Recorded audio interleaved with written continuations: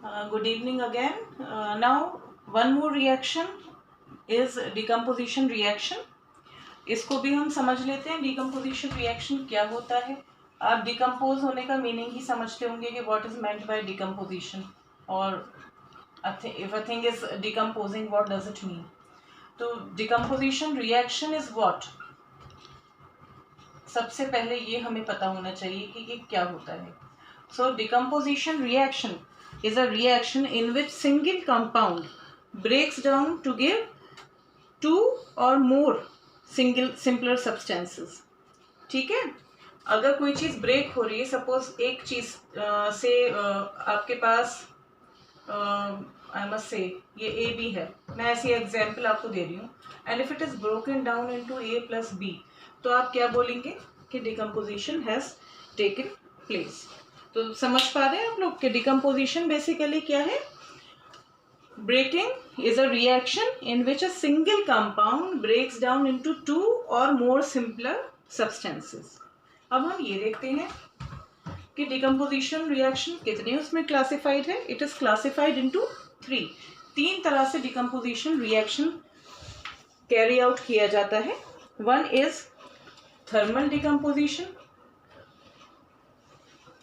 thermal decomposition,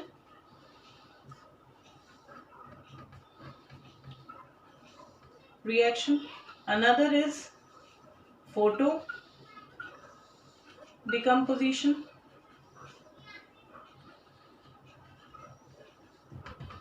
and third one is electrolytic decomposition. अब जल्दी जल्दी समझ लेते हैं कि इन सब का मीनिंग क्या है. इसको भी स्मॉल बना दें. So let's come to first of all thermal decomposition reaction.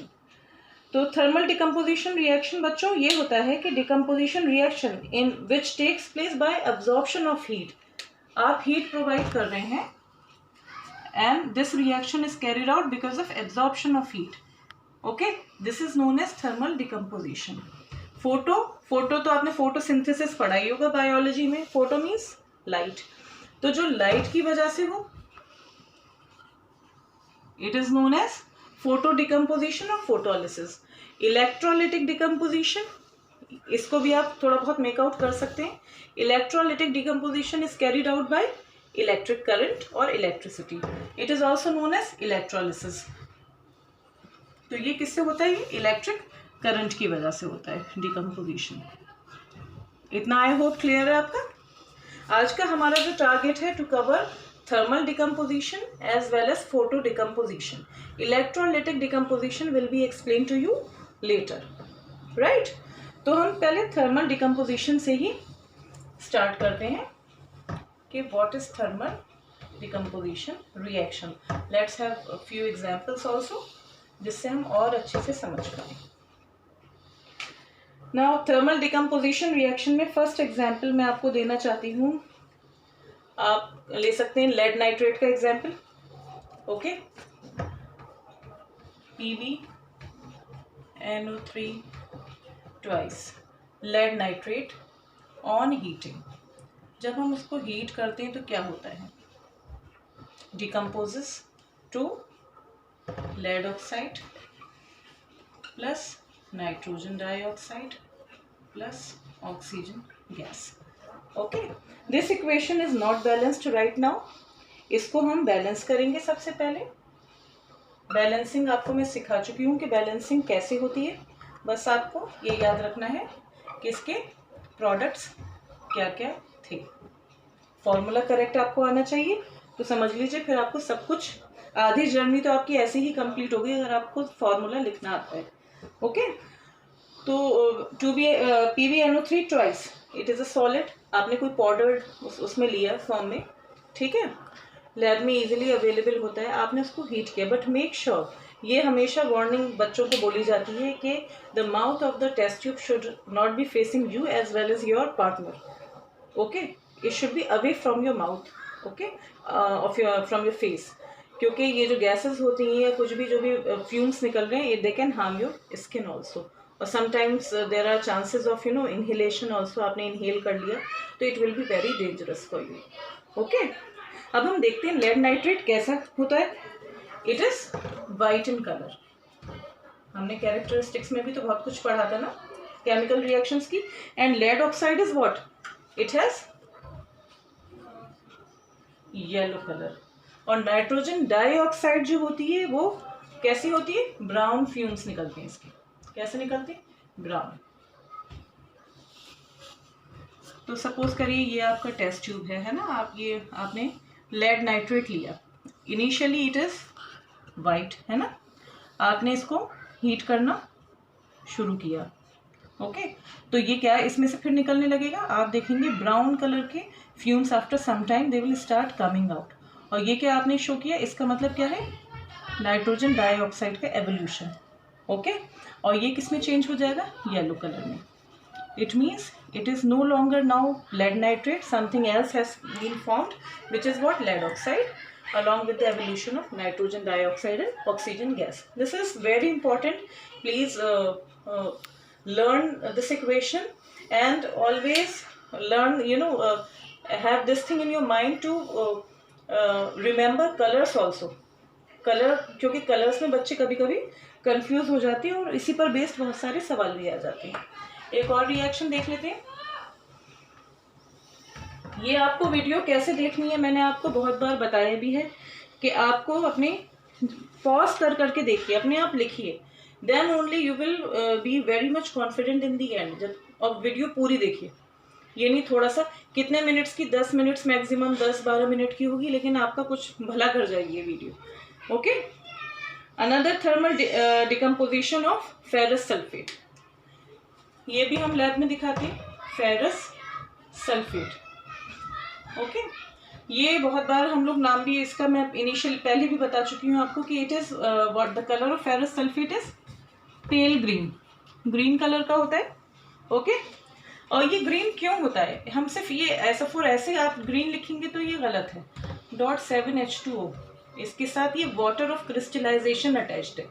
अब आप ये कहेंगे वाटर ऑफ क्रिस्टलाइजेशन क्या है, ये मॉलिक्यूल्स प्रेजेंट होते हैं, वाटर के मॉलिक्यूल्स प्रेजेंट होते हैं in the salt which are responsible for particular color of the compound of the salt।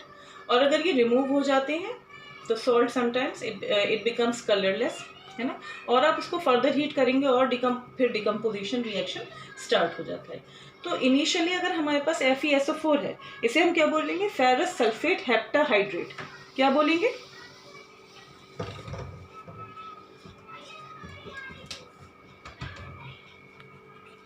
Ferrous sulphate. मेरे पास बच्चों भी बोर्ड बहुत छोटा है और ये मैं जो हूँ अपनी डॉटर का ही यूटिलाइज कर रही हूँ बोर्ड, तो इसलिए पूरी बड़ा सा बोर्ड नहीं है जिसमें इक्वेशंस बार बार मुझे रब करनी पड़ रही हैं। तो you have to cope with this और नोट करते रहिए तभी। तो अभी हमारे पास इनिशियली क्या है, ferrous sulphate heptahydrate. If we will heat it, which is green in colour, है ना, आप इसको अगर हीट कर रहे हैं तो आप खुद सोच सकते हैं इसमें से सबसे पहले ये चीज़ रिमूव होगी, FeSO4। और बताइए क्या हो जाएगा, क्या हमें और मिलेगा, 7H2। आई होप ये इतना आपको समझ में आ रहा है। अब इसको आप क्या बोलेंगे, anhydrous ferrous sulphate. Anhydrous why, because it has no longer water molecule in its structure, anhydrous ferrous sulfate। इतना समझ में आ रहा है आपको। अब उसके बाद आपने इसको भी, इस रिएक्शन को भी आपको कैसे करना है बच्चों, आपने सॉल्ट लिया टेस्ट ट्यूब में, you know it is FeSO4.7H2O और ये पेल ग्रीन कलर का है हमें पता है, और हमने इसको हीट किया ज़रा सा, तो ये बन गया पहले एनहाइड्रस फेरस सल्फेट। ओके, और आपने अगर इसको फर्दर हीट किया तो ये किस में चेंज हो जाएगा, रेडिश ब्राउन कलर में। ठीक है बच्चों, आपने if you will heat it further तो ये डिकम्पोज हो जाएगा किसमें, Fe2O3 + SO2 प्लस SO3। ये बात समझ में आ रही है। Fe2O3, sulphur dioxide and sulphur trioxide are both gases, okay, suffocating gases, जिसमें SO2 तो ऐसा होता है बिल्कुल जैसे बर्निंग, सल्फर को जैसे आप बर्न करें तो वैसी स्मेल आती है। और ये कलर इसका कैसा है, फेरिक ऑक्साइड रेडिश ब्राउन। इतना क्लियर है बच्चों? तो ये भी बहुत इंपॉर्टेंट रिएक्शन है। ये इसी तरह से कभी कभी सवाल ऐसे आ जाते हैं कि आपको X कोई कंपाउंड दिया, सॉल्ट दिया विच is green in colour, okay, and on decomposition it forms oxide of iron. तब तो आप समझ जाएंगे ना।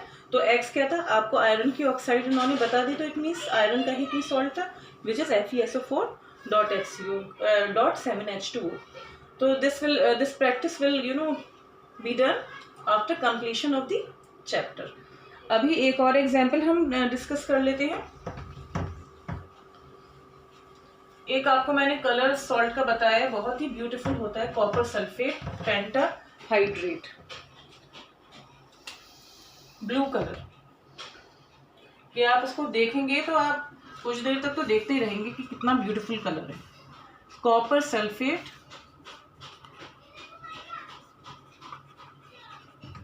पेंटाहाइड्रेट,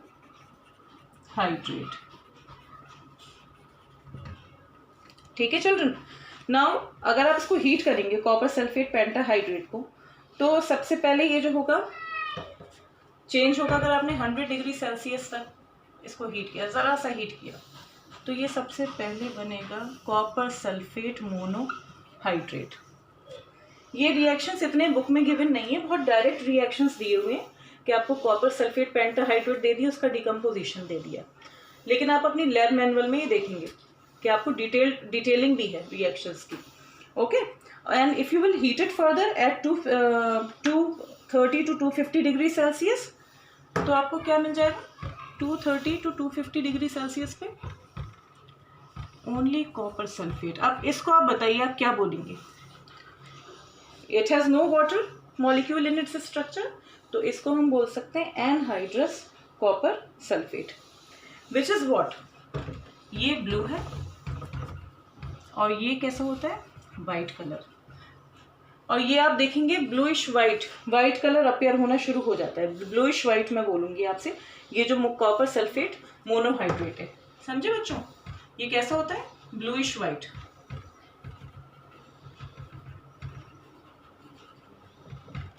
तो आप ये रिएक्शन सबसे पहले देखेंगे कि ये क्या हो गया, कॉपर सल्फेट में चेंज हो गया, okay. And this anhydrous salt on heating strongly decomposes yielding copper oxide, sulphur dioxide, sulphur trioxide and oxygen gas, okay. तो ये रिएक्शन भी हम देख लेते हैं।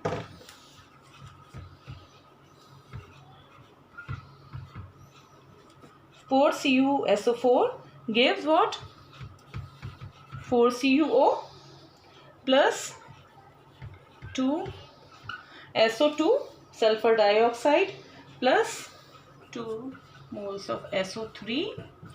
देख रहे हैं आप कितने सारे प्रोडक्ट्स बन रहे हैं, एंड ऑक्सीजन। ये आपकी बुक में गिवन नहीं है अभी, ठीक है, लेकिन आप हाँ वाटर ऑफ क्रिस्टलाइजेशन जहाँ पढ़ेंगे तो आप ये चेंज देखेंगे। इतना समझ में आया बच्चों? इन्हीं वाइट कलर, ठीक है। अभी कॉपर ऑक्साइड का कैसा कलर होता है ये भी हमें पता होना चाहिए। कॉपर ऑक्साइड कैसा बन जाएगा, ब्लैक कलर का। मैंने आपको रिडॉक्स रिएक्शंस में सबसे अभी जो इनिशियली वीडियो भेजी थी रिडॉक्स रिएक्शन की, जिसमें हमने कॉपर को हीट किया था, कॉपर ऑक्साइड बना था, तो किस कलर का बना था, ब्लैक कलर का। तो ये कलर्स थोड़े से मुश्किल नहीं होते, इतना याद रखना, आपको बस बार बार देखते रहना। I hope it is now clear to you. Keep on revising. All the best.